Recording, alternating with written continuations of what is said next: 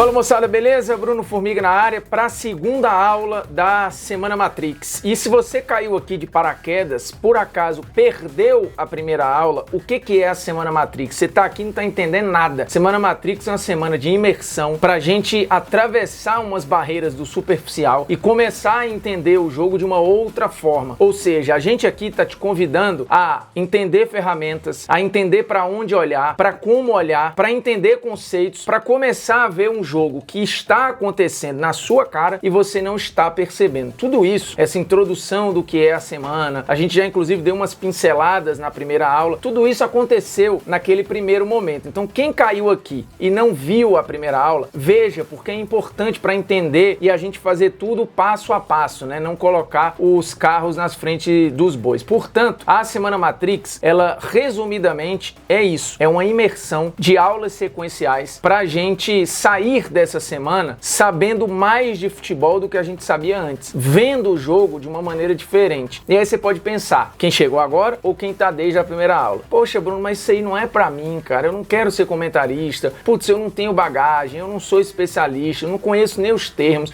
eu não sei nem diferenciar um esquema tático. A Semana Matrix, ela é muito plural, porque ela vai ser introdutória para uma galera que não tem bagagem nenhuma, ela vai ser legal para refrescar conceitos para quem já tem alguma bagagem e ela talvez seja muito instigante e estimulante para quem já tem muita coisa e talvez precise de um empurrãozinho para atravessar de vez a parada. E de novo, já falei isso na primeira aula e repito, não necessariamente você precisa ser estudante de jornalismo, ser jornalista, ser comunicador, querer trabalhar com futebol. A Semana Matrix, aqui a gente quer pessoas que duvidam, pessoas que estão insatisfeitas, pessoas que estão querendo mais. É só isso. Eu amo futebol e eu quero saber mais de futebol, você já está no canto certo. Não precisa querer fazer disso o seu ganha-pão. Você pode simplesmente ser um cara que tem um hobby, que tem uma paixão e que quer conhecer mais dessa paixão. E aqui a gente está nesse caminho. Então isso é a Semana Matrix, que está muito bem explicadinha na primeira aula. Mas aqui a gente vai começar já a entrar na Matrix para atravessar essa barreira do raso. Então a gente já vai começar a falar de alguns conceitos, de questão de nomenclatura, dando alguns bizus para onde olhar, como olhar um jogo de futebol para você ter uma outra experiência dele. E ninguém aqui, de novo, vou falar isso sempre, quer tirar o seu prazer de torcer, o seu amor pelo seu clube. Longe disso, você só vai ter o prazer e o amor com um pouquinho mais de informação, com muito mais ferramenta e com um treinamento de olhar. Então você vai saber para onde olhar. O que eu tô procurando aqui? Eu tô vendo esse jogo, mas o que eu tô procurando? O que eu quero saber? Tem gente que vai querer conhecer muito do jogo. Tem gente que vai querer conhecer mais ou menos. Vai ter um cara que vai querer passar o jogo todo observando só o comportamento de um jogador. Cara, eu queria só entender se esse cara é tudo isso mesmo. Tem um outro que vai querer entender um treinador que ele gosta. Pô, estão dizendo que esse cara é super ofensivo e tal. Como é que eu descubro se ele é ofensivo mesmo ou se não é? E tem outros que vão querer entender como é que seu time joga. Pô, tá todo mundo falando que meu time não joga nada. Que o meu time... Por que meu time não consegue ganhar? Ou por que ele tá ganhando com dificuldade? Ou por que ele tá ganhando bem? Então é mais ou menos isso que a gente vai começar a fazer hoje nessa segunda aula, beleza? E lembrando o seguinte, a gente aqui tem uma semana de imersão, mas existe uma forma da gente mergulhar profunda na história, que é exatamente o curso Assista Futebol como um Profissional. Tudo isso aqui tá sendo feito com a entrega 100%, mas tem gente que quer mais. Tem gente, eu citei há pouco, que quer trabalhar com isso, que quer ser comentarista, que quer viver de futebol, ou quer de fato consumir muito porque ama demais o jogo. Tem o curso que tem muito mais ferramentas e óbvio, a gente tem muito mais tempo para falar, as aulas são muito mais longas, tem muito mais recursos, tem material de apoio, tem PDF, tem vídeo, tem estudo de caso, que é uma parada que deu muito certo no curso Assista Futebol como um Profissional, a gente escolher times lá para esmiuçar, né, para demonstrar. Então a gente bota vídeo, pausa, bota para frente, volta. Então aqui a gente entra, a gente faz a imersão, mas existe uma forma de mergulhar. E aí é o curso pago Assista Futebol como um Profissional, que vamos abrir turma no final deste mês de março, já entrando em abril. Então se por acaso tiver gente aqui que curta e queira mais, tem essa opção. Tem gente que vai querer ficar só por aqui? Beleza. Teve gente que viu só os aulões grátis lá atrás? Beleza. Teve gente que viu os aulões e o curso Geração PlayStation? Tá ok. Então aqui a ideia é a gente mostrar conteúdo para todo mundo. Tem um conteúdo que vai até a página 1, a página 2, a página 3, mas vai ter gente que é a página 10. mês e aí a gente entrega o curso, beleza? Então vamos seguir porque tá na hora da gente começar a botar o pezinho, botar a cabecinha pra fora de casa, né? Bem, vamos lá. Eu reforcei já lá atrás que tem muita gente que pode pensar, putz, isso aqui não é pra mim, eu não tenho bagagem, eu não tenho ferramenta, eu não sei o nome das coisas. Mas às vezes, cara, mesmo quem sabe não para pra pensar coisas simples. Por exemplo, assim, o que é o jogo? O que é um jogo de futebol? Já parou pra se perguntar o que é o básico de um jogo de futebol? O básico de um jogo de futebol, se a gente fizer uma comparação com um pique-bandeira, né? É você invadir o território do outro.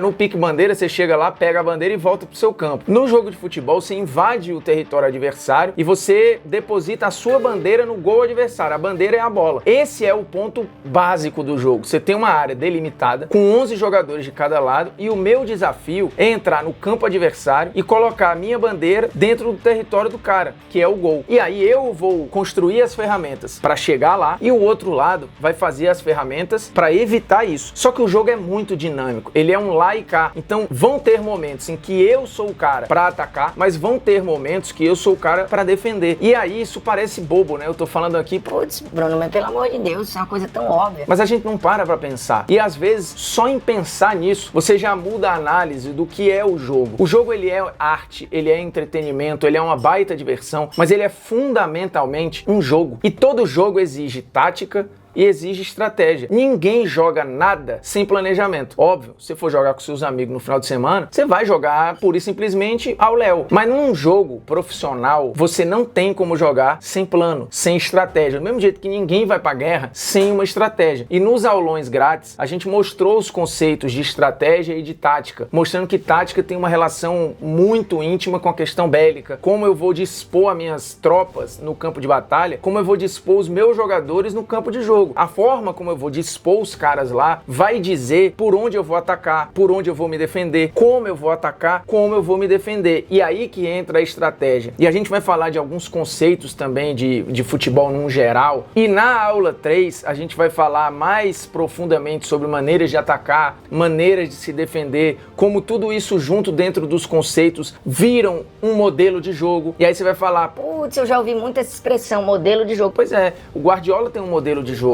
O Mourinho tem outro modelo de jogo. Cada treinador tem a sua forma. E óbvio que dentro do modelo eu vou executar esse modelo, eu tenho treinos para isso, eu tenho que ter jogadores para isso, eu tenho que ter várias coisas para eu executar o meu modelo de jogo. Não é uma coisa simples. E no Brasil a gente talvez discuta pouco isso, porque os treinadores não têm tempo, os diretores de futebol estão sempre ali, é contratação às vezes de uma maneira aleatória, não tá dentro do que o cara pediu, o elenco não tem a ver com o que o cara pensa. Quando ele começa a introduzir o que ele imagina, putz, vem uma demissão, tem questão de estadual, tem um calendário louco. Então, quando a gente analisa futebol, é importante também a contextualização, porque uma coisa é eu executar isso no futebol europeu, na Champions, a outra coisa é executar isso no Brasil. Tem uma parada, e aqui vai um relato pessoal, uma experiência pessoal, mas que talvez valha pra você. Assim, minha mulher às vezes vê jogo comigo da Liga dos Campeões, de tarde. Aí à noite a gente tá ali vendo Copa do Brasil, ou Libertadores, ou um jogo do Brasileirão. Eu já ouvi dela várias vezes assim, é outro esporte. E acho que a gente tem que aceitar que é outro esporte mesmo. É tudo futebol, mas são maneiras totalmente diferentes de executar a mesma coisa. Então, de fato, às vezes não parece o mesmo esporte. É outra velocidade, é outra intensidade, é outra execução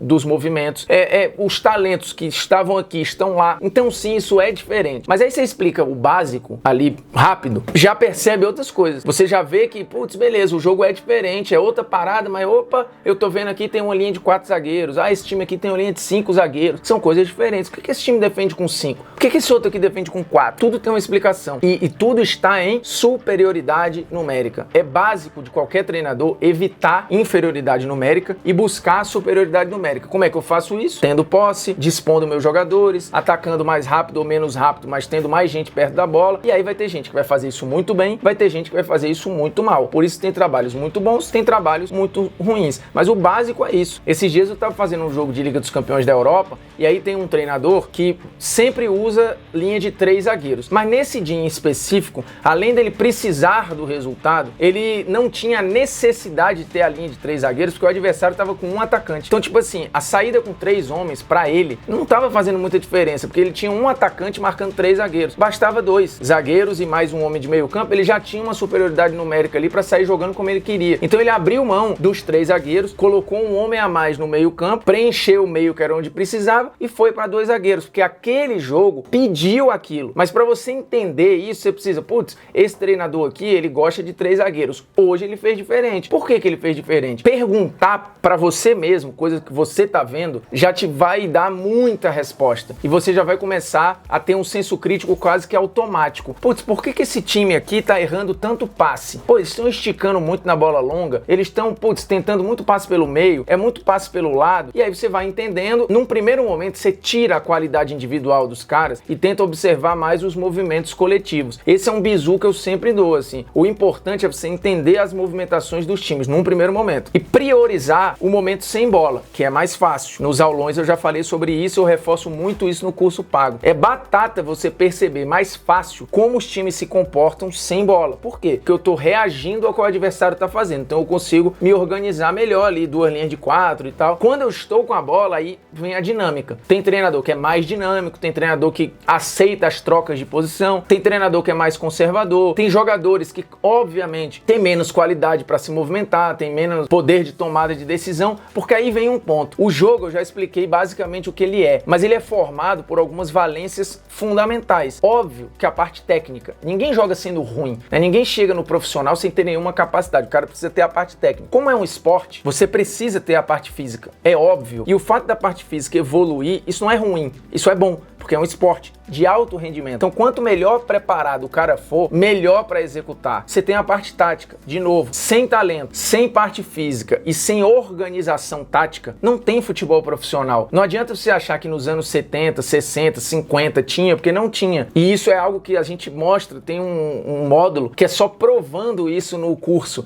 porque eu mostro lá as evoluções desde os anos 20. E óbvio que os jogadores vão só melhorando a sua parte física, porque você tem melhor medicina, melhor treinamento, melhor tudo, né? Melhores equipamentos. E o Pelé meio que é essa ruptura completa, né? Ele chega e fala, opa, a partir de hoje, o jogador de futebol tem que ser assim, atleta, porque senão não vai rolar. E a partir do Pelé a coisa muda radicalmente, né? E às vezes a gente esquece disso, que o Pelé ele é um ponto de revolução na história do jogo, inclusive na parte física. Então não pense que o Pelé não tinha a parte tática, não tinha a parte física, ele tinha muito. E obviamente com uma parte técnica absurda. A outra parte que difere muito o atleta profissional, seja ele individual ou coletivo, é a questão psicológica. A parte psicológica do jogo ela é fundamental. Os jogadores estiverem desconectados, desconcentrados, assustados, pressionados, um sozinho vai destruir os outros 10. Se tiver 5, vai também destruir tudo. E se o coletivo como um todo não tiver bem, obviamente que o individual não vai conseguir. Então é um jogo muito psicológico, como é qualquer esporte de alto rendimento. E por último, uma valência que tem sido cada vez mais observada, inclusive em categoria de base, ela é difícil de medir, né? Porque eu chego com um cara e falo, esse fulano acerta 10 passes. Ah, ele tem 50% de percentual de finalização. Ah, esse cara aqui tem na bola longa 80% de acerto. Ah, no drible, no 1 contra 1, putz, 90% de acerto o cara tem. Mas tem uma questão, que é básica. Tomada de decisão. Essa é uma valência muito difícil de medir, mas no final ela é a fundamental. Por quê? Porque por melhor que o cara seja tecnicamente, por mais organizado taticamente que o time esteja, por melhor fisicamente que o jogador esteja desempenhando, no final das contas, com a bola no pé, ele precisa tomar decisões. Muitas vezes ele tem a bola no pé, tem 5, 6, 7 opções de passe. Para quem que ele vai dar? Ele vai escolher driblar? Ele vai escolher lançar? Ou ele vai escolher o passe certo? Ou o melhor passe. E aí, óbvio, quando a jogada dá certo, aí você fala, o caminho era esse mesmo. Só que tinham outros vários caminhos, que são treinados, que são repetidos no dia a dia. Também não é um balé, né, que é tudo ensaiado, quando um pega, o outro faz isso. Quando o outro... Não, são movimentos repetidos para você ter padrões de onde partir. Peguei a bola aqui, putz, eu já sei que passa um lateral aqui, o atacante vem buscar, o meia encosta. Isso tudo é repetido. Claro que às vezes, sendo mais bem feito, menos bem feito. Mais bem feito, menos bem feito. Mais rápido, mais lento. Com mais intensidade,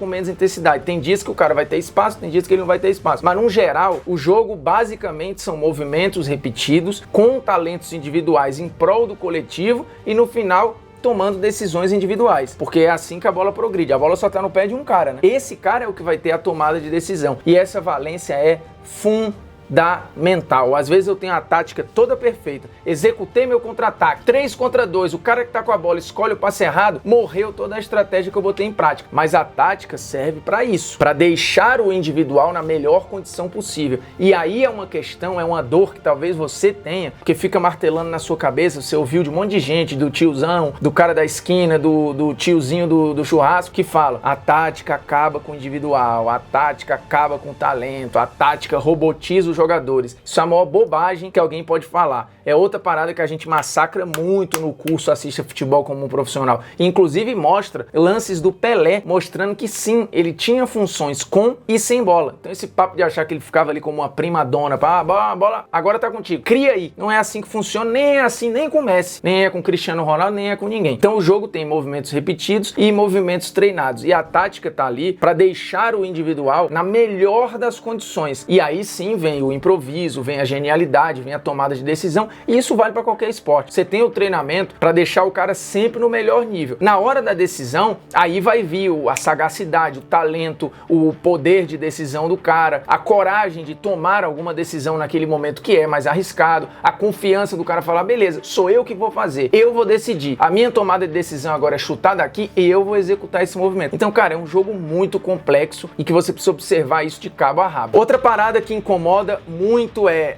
jogar bem, jogar bonito. São conceitos que se misturam. Muitas vezes as pessoas confundem. Você pode jogar bem e não necessariamente jogar bonito. E nós, no Brasil, temos um conceito muito desvirtuado do que é jogar bem e às vezes do que é jogar bonito. O nosso jogar bonito envolve driblinho e chance de gol toda hora. Você acha que isso é jogar bonito? Mas até o driblinho, né? Jogadas individuais. O jogar bonito, às vezes, para um cara como o Guardiola, é um desempenho puramente coletivo de posse de bola bem executada, né? De troca de passes. E aí é um outro ponto. Se eu perguntar para você o que é mais importante, o drible ou o passe, muita gente no Brasil vai dizer que é o drible, mas a coisa fundamental para o jogo evoluir desde os primórdios foi o passe. Quando o passe entrou no jogo de vez, foi que o jogo começou a caminhar para frente e há inclusive uma mini revolução ali entre Escócia e Inglaterra, né? Porque a Escócia que começa, a escola inglesa, ela era muito da bolona direta, botava 8 atacantes dentro da área e era assim. E a Escócia começou, não, tem um outro jeito de jogar aqui. Então o passe é revolucionário. O drible é lindo de ver, o drible é dificílimo, o drible é talento puro. Mas você tem que saber a hora de usar, como usar, quando usar. O passe é básico do jogo, né? É um fundamento que se você não tem jogo. E se você executa isso bem, pode ser bonito e pode ser bem executado. Você pode fazer uma retranca e jogar muito bem dentro da ideia do treinador. Por isso que é básico você entender o que o técnico quer para falar, cara, esse time jogou bem dentro dessa ideia, pode não ser a que eu prefiro, pode não ser a que eu acho mais bonita, mas ela é bem executada.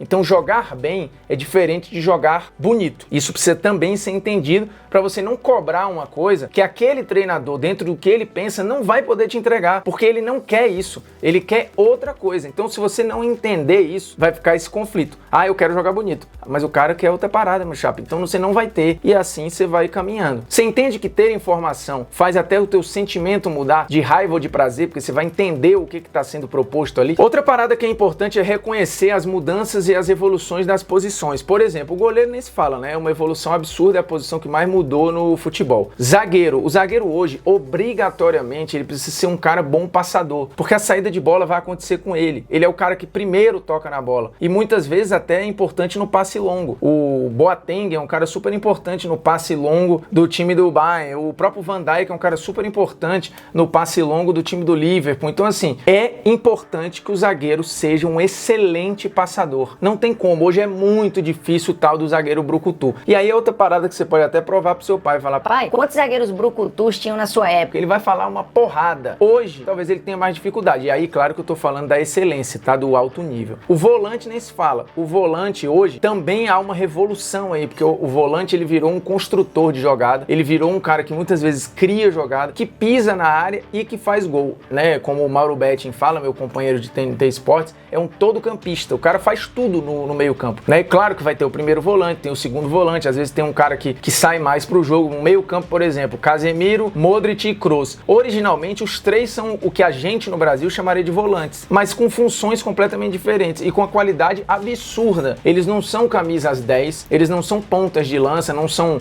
meias criadores, só que hoje se exige que eles também criem jogadas, e na aula 3 a gente vai falar muito da diferença de construir e criar. Isso é importante entender, porque se você confundir os conceitos, você também vai estar procurando coisa errada no lugar errado, então é importante a gente entender isso. Então, gente, basicamente é entender o que está sendo proposto, primeiro de lá para cá. Quando eu vou ver o jogo, não é o que eu gosto, é o que os caras pensam em colocar em campo. Se eu não entender isso e aceitar isso, a gente vai estar dando murro em ponta de faca. E isso vale para quem quer ser comentarista, ou que é comentarista, ou quem só quer ver jogo. Quando você senta ali, não adianta assim, eu quero isso desse esse cara, se você não entender o que ele propõe, entender o modelo de jogo dele, ou a ideia de jogo fundamental do cara, não vai rolar. Você vai se irritar e vai se frustrar. Por isso que na próxima aula, na aula 3, a gente vai falar muito de fases do jogo, de momentos do jogo, de construção, de criação e como tudo isso culmina no modelo de jogo. Que aí você vai pelo menos saber o que cobrar, né? Ou onde cobrar. Reforçando, a gente tá nessa semana de imersão,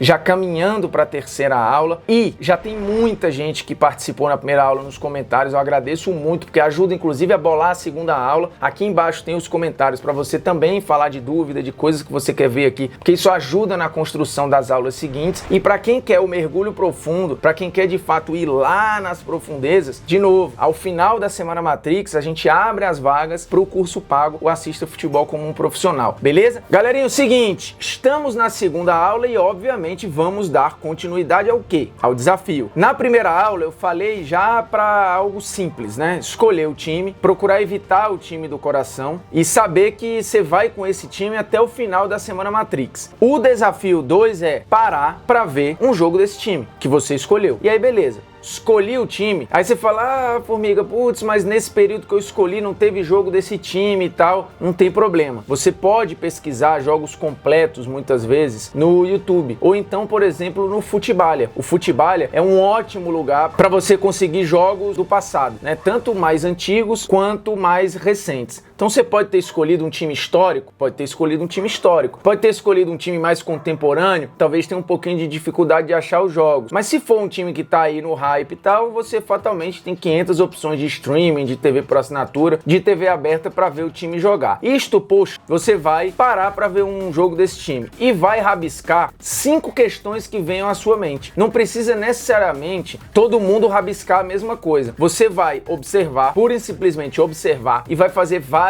anotações e elencar 5 pontos. Você não vai ter nenhum compromisso com a análise ainda. Você vai simplesmente deixar fluir as questões. Podem ser dúvidas, podem ser certezas, podem ser opiniões que você tenha sobre o que você observou. O que importa é você passar para o papel aquilo que você está observando. E lembremos, por enquanto a gente está focado só em um time. Então a gente está focado no time que você escolheu. Olhe só para esse time. Não adianta olhar para o adversário agora. Isso não importa. Vai dificultar a avaliação. Você vai ficar com a cabeça meio baratinada. Foca em um time, que é o que você escolheu. E rabisca 5 pontos. Que venha, é um brainstorm. Deixa vir as questões. Você está ali vendo, observou uma parada, anotou. Você pode até anotar mais, só que você vai precisar filtrar. O que interessa é você pegar as 5 principais questões. Rabiscou 10, 15, 20, beleza. Mas só interessa 5, beleza? Esse é o desafio da aula 2. Essa aula, ó, foi bem maior que a primeira. Espero que a terceira seja na mesma pegada, que a quarta a mesma coisa, que a quinta, que a sexta. E o curso nem se fala. É bom que aqui vocês já vão pegando o ritmo, porque, ó, quer vídeo de 5 minutos, de 10 minutos, vai ver o Porta dos Fundos. Aqui não, beleza? É nóis, tamo junto até a aula 3.